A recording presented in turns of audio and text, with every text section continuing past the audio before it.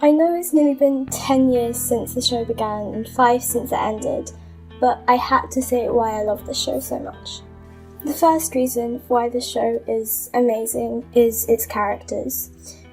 Each character has very strong characterization and goes through character development. The powers of each of the characters are determined by their personality, and this is why season 1 and 2 was so successful, why the other seasons were not. For example, Kelly was sent to do community service because of her aggressiveness and the fact that she cares about what people say about her, which makes this moment at the end of the first episode so powerful.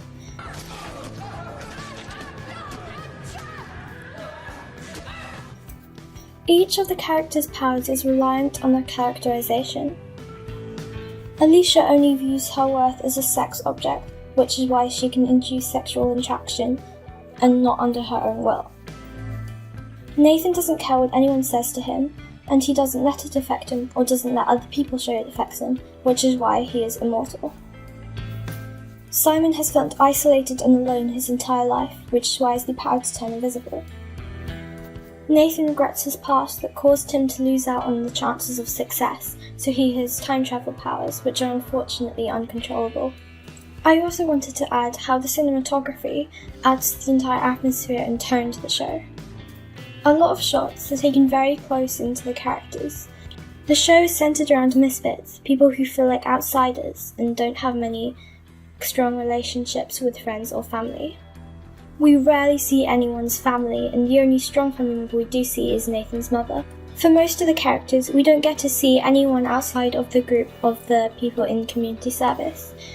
They are all outsiders and manage to find friendships in this group, away from everyone else. This sense of loneliness is created through the use of blur. The blur creates a sense of isolation, just as the Misfits must have felt in the old environment before coming to community service. Also, most of the show is not glamorized and portrayed realistically and also slightly cynically. The dialogue does not shy away from swear words. The saturation is generally quite low, and everything is generally grey to create this feeling of realism and also cynicism. You barely see anyone apart from the main cast, which emphasises the feeling of isolation. I have read the rumours about there being a US premiere of Misfits, and I am nervous about this. The US seems to try to glamorise all of their TV shows, such as the example of The In-Betweeners, the US version. This show is intrinsically British in its presentation and representation. I can only hope the US remake won't butcher it so much that the original is tainted by comparison.